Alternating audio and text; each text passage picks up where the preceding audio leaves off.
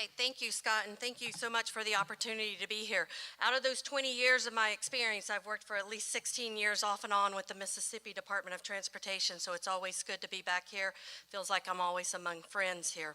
So what are we going to talk about today? Well, why does transportation matter? We all kind of take it for granted because it's just something that's out there, but let's take a little deeper look about why it really matters, and then what are some of the opportunities from investing all around you, states all around you, have been successful in really passing legislation and getting new funding for transportation, and they've been increasing their level of investment, decreasing some of their backlog of maintenance and preservation. So we're going to take a look at what some of those returns have been. And then what are the costs of falling behind? We worked with Mississippi DOT on their long-range transportation plan a year or so ago, and we took a deep look at this and in understanding what are they able to do with their existing revenue stream, and then what does that look like in the future if they don't get additional, more adequate funding. And then how does Mississippi position? What do you really need to do to really make sure that you're not falling behind not only the other states in the nation, but the other states within the Southeast as well. So transportation is really our economy in motion. Whenever we start to think about freight transportation and the movement of goods, that's really about trade and commerce. And talking with a lot of stakeholders throughout the nation, one of the best lines that I've heard is that someone saying, I don't make a trip unless I'm going to make money or I'm going to spend money. And both of those are economic transactions. So when we think about transportation, it really is one of those key factors to production. And so people travel, they're going to make money, they're going to spend money. When freight moves, it's moving because someone is buying that, whether it's here domestically or whether it's being exported internationally. Businesses need it to keep their assembly lines going. We need it even in the service industries. So think about trying to get your customers and your clients into your business and get yourself out to business meetings and all. And so for each and every industry, it's important and it plays a role.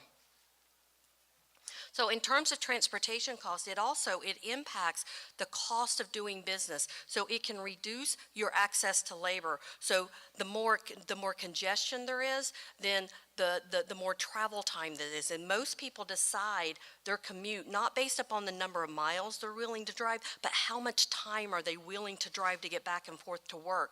And so as you have congestion, if you're not keeping up with that, then what you're doing is really decreasing your effective size from which your businesses can draw from a labor force. And we all know that access to labor is one of the #1 business location decisions. And so if your workers are having to commute further, then you're probably going to have to pay them a little more to entice them to your businesses. So it reduces your access to labor and it can increase your cost to labor. It can also lead to higher freight costs. And this isn't just about congestion, but it's really about the condition of your transportation system as well, because that leads to increased vehicle operating cost and increased travel times. And all of that gets factored into the cost of freight, the cost to move goods, moving supplies in, moving your final product out. It can also lead to higher inventory levels. The more congestion you have, the less reliable your system is, then the greater the risk of stocking out. And in these days, all of our manufacturers are trying to run on just-in-time manufacturing, and they're trying to keep those inventories as low as possible because that's how they keep their cash flow going. That's their business model, and that's their unit of economic competition. And so transportation really plays a factor into that, and it can lead to those higher risk of stockouts. But it's not just about business. Business isn't the only one that benefits from transportation. It also impacts you and I in our everyday living. It impacts the cost of living. It impacts the cost of goods and services. If it's costing more to move goods, that's going to be rolled into the price. Whenever you think about your grocery items, a lot of the cost on some of your key items, such as your milk, your products, a lot of that is transportation cost. When those costs go up, then the price of those goods are going to go up. So it costs all of us, not just businesses. And it also leads to higher commute and travel costs for us. It leads to increased travel time for us, but the vehicle operating and our maintenance costs, the wear and tear on our vehicle is a lot more whenever we're driving on poorly maintained roads. The importance of logistics has been traced. The Council of Supply Chain Management Professionals, every year they release support, the State of Logistics Report, and it really tracks what companies are spending. These numbers are from the June 14th, but they've released a latest one of June 16th, and I got a snippet of some of the numbers, and we're seeing a similar increase that we're talking about here in terms of the carrying costs being up over 2012 by about 2.8%. Well, in 2016, they're up about another 2.8% over the 2014 cost, and the total transport costs are also up around just over 2% in the 2016 over these 2014 numbers. So in total, logistics costs keep going up, and so we know that that's going to lead to increased cost of business, the increased cost of living. It's also important to understand that this isn't just about businesses and industries that are moving large amounts of freight. So this looks at your industry clusters, and it looks at their relative dependence in terms of the different modes. And you can see your highway mode there. Most industries across the board have a really high dependence upon highways. And it's not just your big manufacturing industrial industries, but you look down there at tourism and recreation. That's all about getting access to your tourism assets and the ease of mobility, and so they have a really high dependence upon highway as well. But it's not just about highways, it's really about a comprehensive transportation system and really making sure that you can meet the needs and demands of your industries, whether they be goods producing or whether they be service industries. In terms of site selection location factors, we can see survey after survey, you can see that highway accessibility ranks high, and it ranks higher and higher, especially given the fact that we've moved to such a trade-based economy. And so we do have really far-flung supply chains. We have supplies coming in from all over, and we're serving customers, and our final demand gets sent all over. And so that way, access is important, but it's not just about having access to a highway. It's about having access to quality highways. And states gain reputations about the way in which they maintain their infrastructure, and that sends a signal about their commitment to the business industry. And so a well-maintained roadway system and an infrastructure and a commitment to that sends a signal that the state is a more business-friendly state, and they've made that commitment to industry. So what is the return on transportation investment? We've heard a lot about a lot of projects, a lot of big projects get done, and they're termed build and they will come, and the economic development doesn't follow. But what we've seen is there's far more research out there that really demonstrate that there is a positive return on highway investment. Whenever you look at the national research, you'll find that the positive impacts on economic outcomes, and particularly on productivity and output, it really helps us be more productive as workers.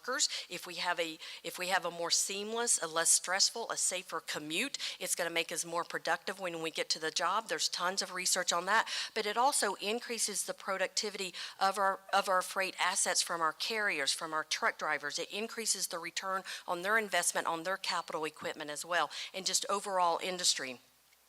These effects have been shown to be both direct. They directly affect you and I. They directly affect individual businesses, but they also have those ripple effects as well in terms of creating overall economic activity and benefits. And again, it's not just the quantity and the availability of the infrastructure, but it's really about the quality of the infrastructure, because that impacts our overall service.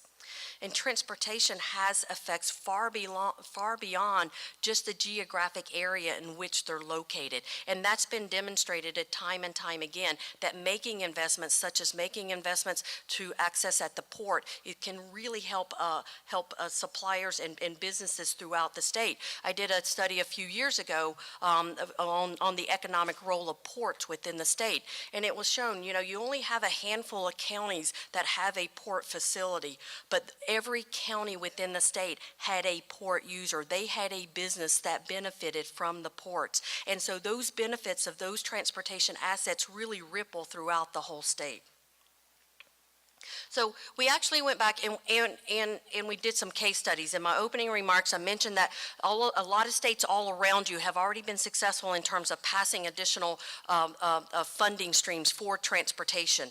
Two of those states are Georgia and Arkansas. So in Georgia, there's a couple different acts that passed. The first was the Georgia Transportation Act, and that was in 2012, and that actually allowed regions, so it was groups of counties to come together, and it was a voter referendum on whether or not not to pass an increase in tax for transportation. And so there were 3 regions throughout the state that voted for this, and so since 2012, they've actually started implementing some of those projects, and so we're going to show some of the results from that. Also, from a statewide perspective, they passed the Transportation Funding Act of 2015, and then that's going to raise about $1 billion annually statewide. Now, I live in Atlanta. I can tell you what congestion, what the state of good repair and everything, and the impacts it has. And in terms of taking advantage and just assuming that transportation has already been there, we've been hit with the hard reality with the collapse of the I-85 bridge. And then a week after, we had the big upset on I-20, which was one of the major reliever routes. And whenever those were both taken out for a day, I mean, we're really feeling the pinch of that from all the residents, the visitors, the businesses, everyone. And it's not just the downtown that's feeling it, it's the whole state that is starting to feel it. Even the port is having some ripple effects from that. And so once again, we take a lot of our transportation assets for granted, and it's not until something happens that we really kind of have, you know, the big light bulb goes off and says, you know, we can't afford for these assets to go out of service. And then in Arkansas, they passed the Connecting Arkansas program, and that was improved in 2012. And that was really like a contract with the voters. Again, voter referendum. We're seeing time and time again, when you put it out to the voters, they're voting for this. They understand the importance. And I'm going to show you some poll numbers from Mississippi that demonstrates that the voters here also understand the issues. And so this is about a $1.8 billion in additional revenues over a 10-year period, and it's tied to 36 specific projects. So with the Georgia Funding Transportation Act of 2015, we actually did some work on this. This was about catching up on the maintenance backlog and advancing some of their delivery of some key capacity projects. But the biggest bulk of this transportation funding was really about catching up on the maintenance backlog, because they knew there was no federal relief coming from it. And so we looked at a couple different scenarios for them. We looked at their historical spending level. So if you took what was their existing revenue streams and you continued with just those revenue streams, what would the impact of that be? Well, we estimated that just continuing with business as usual was going to cost drivers between the 2015 and 2040 an additional $26 million in direct transportation costs. It was going to cost commercial vehicles an additional $477 million, just in additional travel time and vehicle operating costs. So whenever you start to look at that, and I'm sorry, this was just vehicle operating costs, didn't even include the travel time, an additional $503 million just in additional fuel and maintenance and wear and tear. However, with this new revenue spending and the ability to really catch up on some of that backlog, the return of that, not only were you going to erase that loss, but you were going to gain an additional savings of $20 million in vehicle operating costs and $382 million for your commercial vehicles, for a total of almost $403 million. So if you combine that with erasing the loss, you're getting almost $1 billion worth of savings in terms of vehicle operating costs from this new revenue program. In terms of jobs, what does that mean? Whenever you're saving in terms of your transportation costs, again, that can help make your economy more competitive. So the estimate was, under the business as usual, it was going to cost a job on average, about the state, 2,180 jobs annually on average, and that would equate to about $270 million in terms of gross state product, the overall size of their economy. By making the additional investment, not only did you not lose those jobs, but actually you're going to gain an additional 1,750 jobs above and beyond the forecasted growth, because you're becoming more competitive, and that's on an annual basis. So going back to the Transportation Investment Act of 2012, these projects have already been implemented, a lot of them. And so it passed in the 3 regions. The Heart of Georgia region was the one who really had the most to gain from it, and they've completed, since the passing of that, 286 of their projects. The Central Savannah area was another one of the regions, and they've completed 13 significant expansion and reconstruction projects within their region. So how are they faring in terms of some economic indicators. Whenever you look at this, this is tracking the unemployment rate, and this is for the counties that are within those regions that have passed this Transportation Act and have been improving and catching up on their backlog of transportation projects, and their unemployment rate is down by 50% since 2012. Now, is transportation the only thing that's leading to that? No, our economy's been picking up, but whenever you look at these regions, this isn't the metro Atlanta regions, which really has been witnessing the biggest gains in Georgia. These are in your more rural regions, and they are able to reduce their unemployment. So whenever you look at this, this is Richmond, and this is in the Augusta area there, and you look at the annual residential business permits. So it's not just about unemployment and jobs, but you're actually attracting more people to the area as well, and so the residential construction is also taking off. In terms of significant business investment, this is just a listing of some of the most significant. And you can see there within the Richmond, you've had 250 jobs, a $67 million investment there. In the heart of Georgia region, when you look at that, you're starting to look at, some significant investments. These are not only expansions of existing industries, but they're actually attracting new industries from other states, actually relocating within the area. And when interviewed and talked to, the transportation investment and the systems were key determining factors in this and the planned set of projects that were going to get funded through this additional investment act. For the Connecting Arkansas program there, again, it was 36 projects, and they included widening and improving about 200 miles of highways at a projected cost of about $1.8 billion. About 30% of the projects have been completed to date, and those completed projects are located in Northwest Arkansas, Little Rock, and Northeast Arkansas. So how are these paying off? So again, looking at the unemployment rate for those regions that have been completing these projects, the unemployment rate has decreased by 40%, and a lot of that is being attributed to not only just the construction activity and the fact that you're having that direct impact on employment and putting people to work, but also just in terms of some of the business expansions and the relocation of businesses to these areas. 40 companies have located and are expanded in the regions with the increased investment. And so here you'll see a breakdown. Little Rock, you're getting about 7 with $200 million directly invested. South Central, 11 businesses with $6 billion. Again, the Northwest, 13 different expansions with $600 million and 2,000 jobs created. And the Memphis and the Northeast area there in the West Memphis area of Arkansas, 9 expansions with $400 million. And this has all been since that announcement of those and the completion of those projects. So once again, just some additional things here. So, the list keeps going. So you have 40. So these are some of your new plants. So these weren't just expansions. They were actually some new plants coming in. And again, significant in terms of direct investment. So those are creating, again, direct jobs for the construction activity. But then you have your long-term employment too once those factories and once those expansions come online. So what are some of the opportunities in Mississippi? Well, whenever we worked with the Mississippi DOT and we completed the 2040 long-range plan, one of the things that we looked at was the if you just keep the existing revenue streams that you have, and we project that out to 2040. That's the light blue line there. So you can see a relatively flat revenue stream that the state can expect from existing revenue sources. What you need in terms of the additional revenue to actually catch up on your needs, and this is really about maintenance and preservation. There's very little capacity in new roadways in there. It's not even really new roadways. There are some widenings and some additional lanes, but very few, like under 15 projects. This is really about maintaining. So it's about your pavement conditions, it's about your bridge conditions. So some of the annual gaps, and this again is just focusing on the highway needs through 2040. So if you were to maintain your existing conditions, you have a gap of $241 million annually. Just a gap of maintaining existing, not even improving those conditions, but not falling further behind.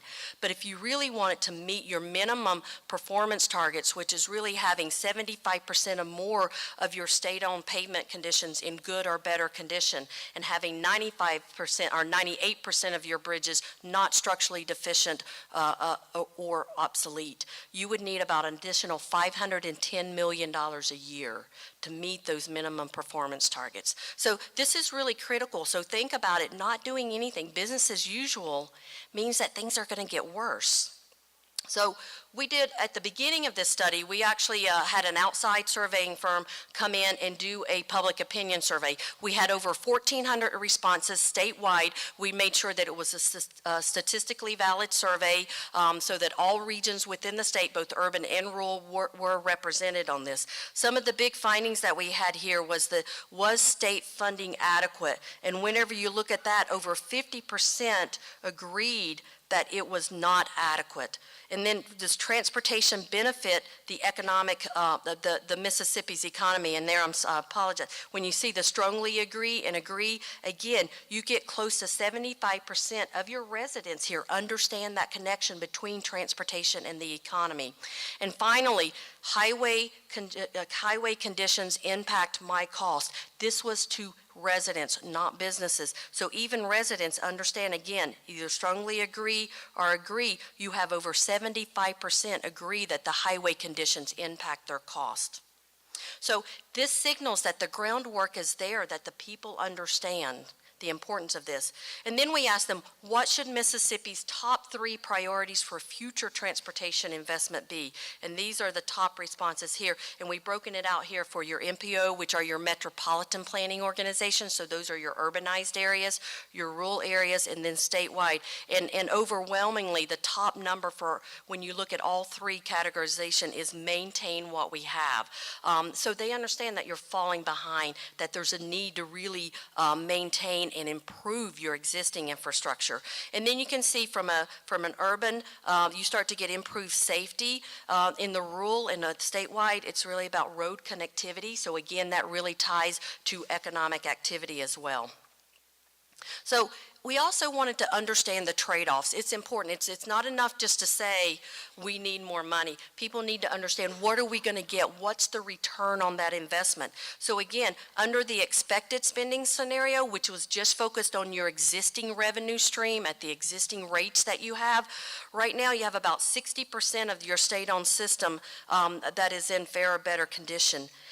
If you just maintain your existing revenue streams, that's going to fall to 47%. Less than half of your state-owned system is going to be in fair or better condition from a pavement conditions perspective.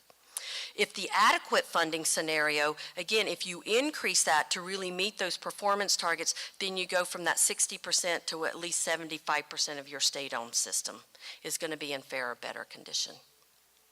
So what are the economic implications of this? So we took a look at the economic implications of your alternative highway investment levels. And again, this is focused not on building new roads. This is focused on really meeting your performance targets in terms of your existing. This is about preservation, maintenance, and modernization of your existing conditions. So under the expected funding, it's estimated that vehicle operating costs will rise by about $34 million between 2015 and 2040. Your travel time delay costs would be about $7.8 million. Motor vehicle crash costs, about another 1.1, these are billions, I'm sorry, and then your total cost about almost $43 billion in additional cost. The average driver is going to pay about $650 more per year in terms of travel time, maintenance and preservation cost, and safety costs and insurance cost under your existing revenue stream. If you increase your funding and you have adequate funding to really meet those targets, you're going to see that you're actually going to have a savings of vehicle operating costs nearly $29 billion, travel time delays about $33 billion, your motor vehicle crash costs reduced by about $700 million, and your total cost about $62.5 billion, which would be on average for Mississippi drivers a savings of $1,200 a year. And so, and whenever you start to look at how much would it cost, it's much less than that. So when you look at the benefit cost ratio of this, not only is it a positive benefit cost, your benefits far outweigh the cost at the statewide level, it outweighs for the individual driver as well.